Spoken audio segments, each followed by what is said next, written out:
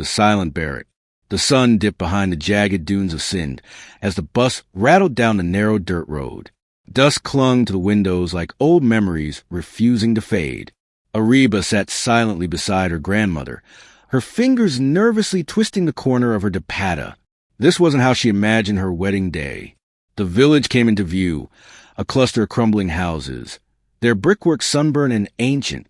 Beyond them stood the Haveli, tall, dark, and brooding, the kind of place that seemed to exist outside of time. Her grandmother gave her a sideways glance. Don't fidget. You're gonna a good home, a powerful one. Do you understand what that means? Ariba forced a nod, though her stomach churned. She hadn't met Khoon, her groom, until 2 weeks ago. Even then, he barely looked at her. His eyes were distant, sunken. There was no spark, no affection. But everyone kept saying the same thing. He's from a respected family. This is your fate. As they crossed the rusted gates of the Haveli, Ariba felt the air change, colder, heavier. 3 women stood at the entrance, dressed in white shawls. Not red, not celebratory, white like widows. None smiled, none spoke. Ariba hesitated. Are they mourning someone? Her grandmother looked away. It's just how they are here. Old customs. Inside, the Haveli was even darker. The walls were covered in fading murals, floral patterns, Sufi calligraphy, and images that had been scratched away beyond recognition. A chandelier hung low above the entry hall, its glass dusty and cracked. It didn't swing, but Ariba could swear she heard it creak. The woman in the lead introduced herself as Begum Farkhanda, Khoon's aunt. Her skin was wrinkled like worn leather, her eyes lined with kohl, so thick it looked like ash. We don't do Mendi or Dolki here, she said curtly. Only Nikah. No singing. No clapping. We keep it quiet. That's how it's always been. Why? Ariba asked softly. Begum Farkhanda's eyes narrowed. Noise invites the unwanted. That night, Ariba was dressed in her bridal clothes, a deep crimson lehenga that felt too heavy on her body. The veil was stiff and smelled faintly of sandalwood and something else, something coppery. The ceremony was held in a small, dimly lit room. The Nikah Khoon recited the verses hurriedly, his voice echoing off the walls. There were no jokes, no camera flashes, no applause. When the Qubal Hive finally escaped her lips, a loud thud shook the window. Everyone turned. A crow lay outside the glass, neck twisted, wings twitching. No one said a word, not a murmur, not even a prayer. That night in her bridal chamber, Ariba sat on the bed covered in rose petals. The room was silent, save for the ticking of an old grandfather clock in the hallway. The bridal mirror in front of her was cracked at the corner, reflecting her face in a strange distortion. She waited for Khoon. She waited for hours. He never came. At midnight, Ariba stepped out of the room barefoot, clutching her dupatta. The corridor was long and cold. No lights, no movement. She heard a rustle. Outside the Haveli's rear courtyard, she saw a figure, a woman in red, walking toward the woods behind the house. Her heart quickened. Was it a dream? She followed. The earth was dry, brittle beneath her feet. The moon cast shadows like skeletal fingers across the field. The woman walked gracefully, as if floating. Her veil shimmered. Her hair was jet black, flowing down her back. Ariba called out, "Baji?" No answer. As the woman reached the edge of the woods, she turned her head slightly. That was when Ariba saw it. The woman had no face, just smooth, blank skin where features should be. Ariba screamed. The woman vanished. Back in her room, Ariba locked the door and pressed her back against it, panting. Her heart drummed like tabla beats. She tried to rationalize it. Maybe it was a shadow, a trick of the light. But as she sat back on the bed, she noticed something horrifying.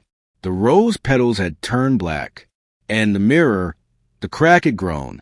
Her reflection now showed her smiling, even though her real face was still frozen in terror. The next morning, Ariba confronted Begum Farkhanda. There was someone in the courtyard last night, she said. A woman. She had no face. Begum Farkhanda stirred her tea slowly. Don't go near the woods. And don't follow the veil. The veil? Ariba whispered. Begum gave her a cold glance. The one you wore last night. It belonged to someone who wasn't meant to be forgotten. But we buried her too quickly. Ariba felt her throat go dry. Who was she? Begum didn't answer. She simply sipped her tea. Later that day, while wandering the corridors, Ariba found a locked room near the eastern wing of the Haveli. The door was old, rusted, and sealed shut with a heavy padlock. On the floor outside were dried rose petals leading to it, scattered like a forgotten path. She bent to pick one up. It crumbled to dust in her hand. Suddenly, the door creaked, slightly. From within, she heard something faint, whispering. Her name, Ariba, Ariba. She backed away, her breath quickening. That night, she tried to tell Khoon about it when he finally came to see her. He sat at the edge of the bed, pale, distant. His eyes never met hers. I saw someone, she began. He cut her off. Don't go near that door. Don't ask questions. Just wait out the week. After that, you'll be free. Free from what? Khoon stood. Just stay inside your room after midnight. Please. On the third day, Ariba's henna began to darken unnaturally. Not the usual rich maroon, but pitch black, with strange lines forming in between the designs. Symbols she didn't recognize. She washed her hands again and again. The color wouldn't fade. In the mirror, her eyes looked darker, hollow. The same cracked mirror showed her lips whispering things she couldn't hear. That night, she found an old photograph in the drawer, faded, curled at the corners. A wedding photo, a bride in red, the same lehenga she had worn, same jewelry, same veil, only the bride's face was burned out of the photograph, scratched over and smeared with what looked like dried blood. Unable to sleep, Ariba returned to the locked room.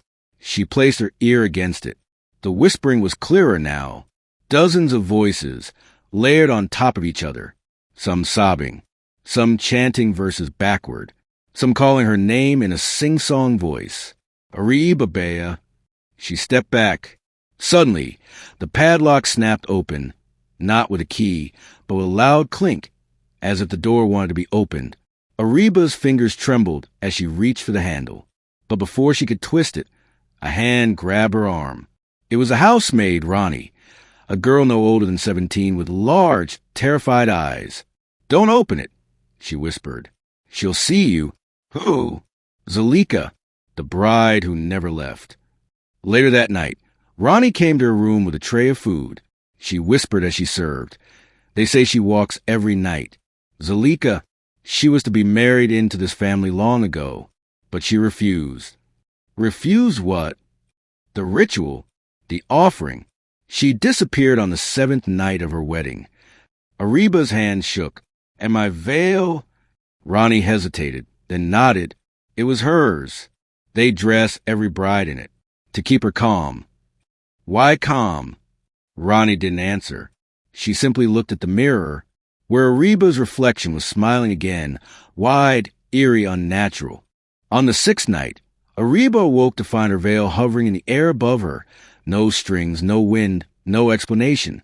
It floated gently, then dropped on her face. As she screamed and thrashed, the veil wrapped tighter, pressing against her nose, her mouth.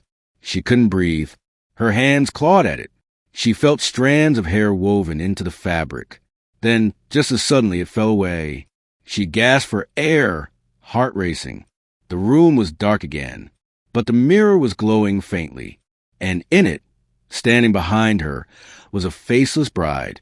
Ariba awoke, gasping, her throat raw. The veil still lay on the floor beside the bed, crumpled like a shed skin. She didn't scream this time. Instead, she sat motionless, listening. The whispering had returned, not from the door now, but from the walls. The sounds shifted, murmurs, weeping, a girl humming what sounded like an old wedding tune in a cracked, childlike voice. She gathered her courage, stepped to the mirror, and stared hard. Her reflection was still, but the veil was draped across her reflection's shoulders. She turned away. She had to speak to Ronnie. She needed answers. She found Ronnie in the kitchen, cutting vegetables. The girl looked exhausted, like she hadn't slept in days. Ariba didn't wait. Who was Zulika? Ronnie didn't look up. You already know, don't you? You've seen her. Ariba's voice trembled. I saw her in the courtyard. No face. She never had a chance to live, Ronnie said softly. She was a poet. She wanted to study in Bombay. But the Malik's son wanted her, so they arranged the Nikah without her consent. When she refused, they locked her in the underground chamber. Sealed her there. She died down there. No, Ronnie's hand paused over the chopping board.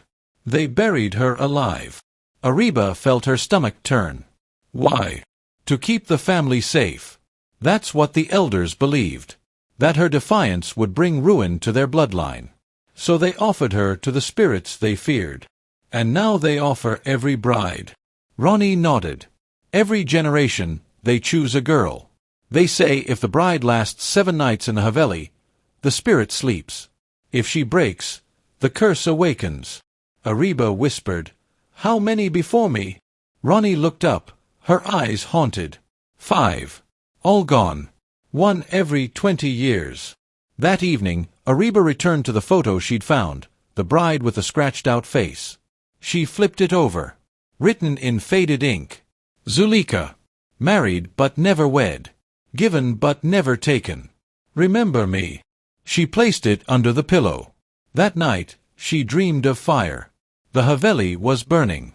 Brides ran through the halls, veils aflame, hands outstretched, screaming without mouths. Mirrors melted. The walls bled thick, black ink. And in the middle of the inferno, Zulika stood, her face whole now, beautiful and furious. Red bridal dress fluttering like a flag of war. You took my place, she said. Ariba woke with a scream. Her pillow was soaked in water, or was it tears? But her hand clutched something that hadn't been there before. A taweez. Old. Stained. Tied with a hair. Not thread. Desperate for truth, Ariba ventured again to the locked room. But this time, the door was wide open. Inside, the air was suffocating. Stale. As if it hadn't been disturbed in decades. Dust floated like ash. The floor was lined with taweez, broken bangles, dried henna leaves. And at the far end, a low platform, like a shrine. A bridal mannequin stood on it. Wearing her lehenga. Same color. Same embroidery. Only the fabric was stiff with dried blood. On the floor beneath it lay an old journal, the pages curled, brittle. It was written in Urdu, in a rushed, scared hand. Ariba flipped through. Each entry was signed, Zulika. They won't let me leave. I hear them whisper at night. They say the blood must continue. That I must marry below the earth. They dressed me in red. They sang to me through the cracks in the walls. My own mother didn't stop them. Tonight is the 7th night. I hear them digging.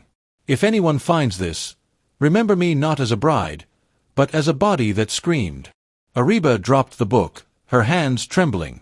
The mannequin's head turned, just slightly. She ran. The next morning, she demanded answers from Seclain. He looked like he hadn't slept in days. Dark circles under his eyes. Unshaved, pale. Why did you marry me? She asked. He didn't reply. Did you know what your family does to the brides? He looked away. It's not what you think. It's tradition. Old fear. They believe it protects us. From what? From her. From Zulika. Her rage. It never left. The first time the curse hit, the crops died. The servants vanished.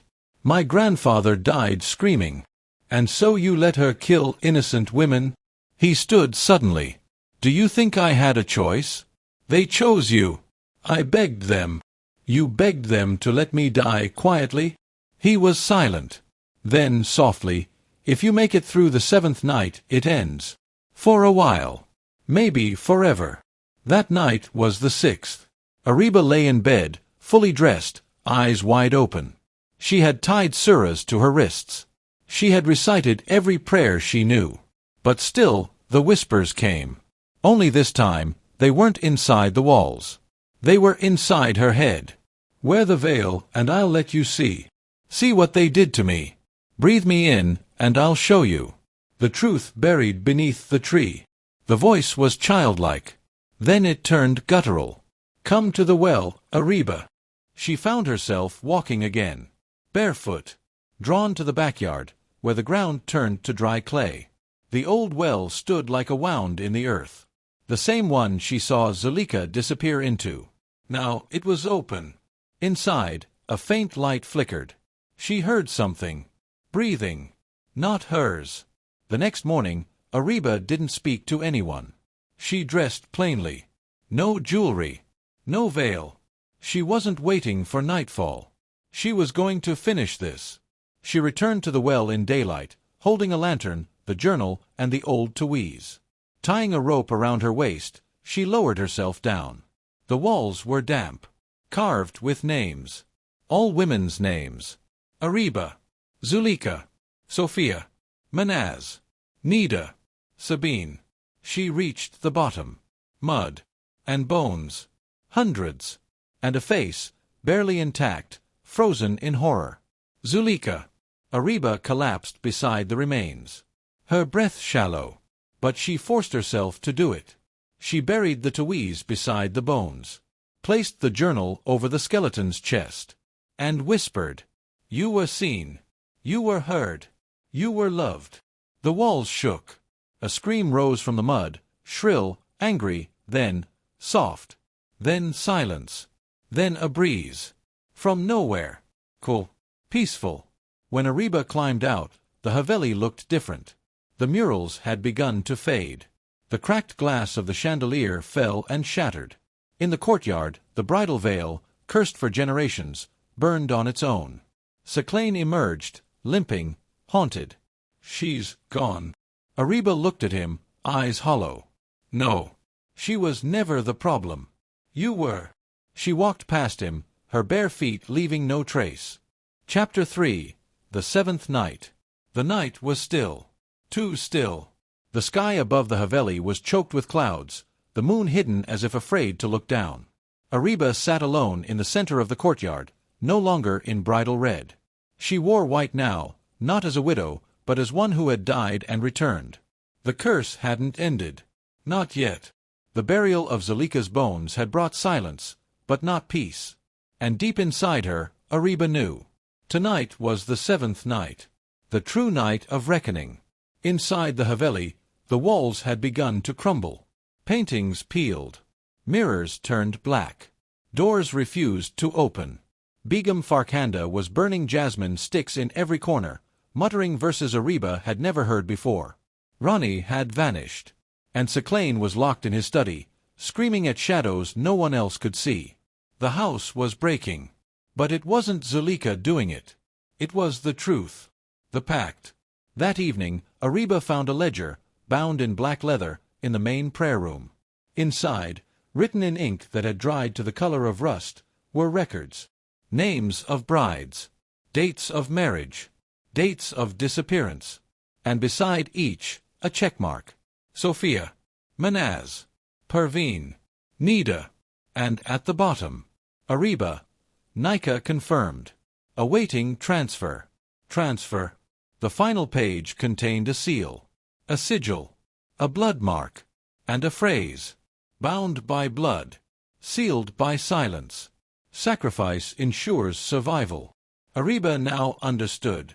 It wasn't a haunting. It was a ritual. Every bride wasn't killed by a ghost. They were given. To something. To someone. That night, Saklayne came to her. He looked like death, pale, lips cracked, hands trembling. I tried to stop them, he said. No, you didn't, Ariba replied calmly. You just tried to delay me. Let me die quietly, like the others. They won't let you go, he said. Not unless another is offered. Another. He looked up, eyes hollow. A woman of the same bloodline. Or, one bound by the Nikah. A wife. Ariba stared. You mean me? He nodded. Then he reached into his shawl and pulled out a knife. But if you're dead before midnight, the spirit is fed. The house survives. My family remains whole. Ariba didn't scream. She stood slowly, hands open. You want to kill me, Khoon? After everything? She's watching, he said, his eyes wild. She always watches on the 7th night. If she sees blood. He lunged.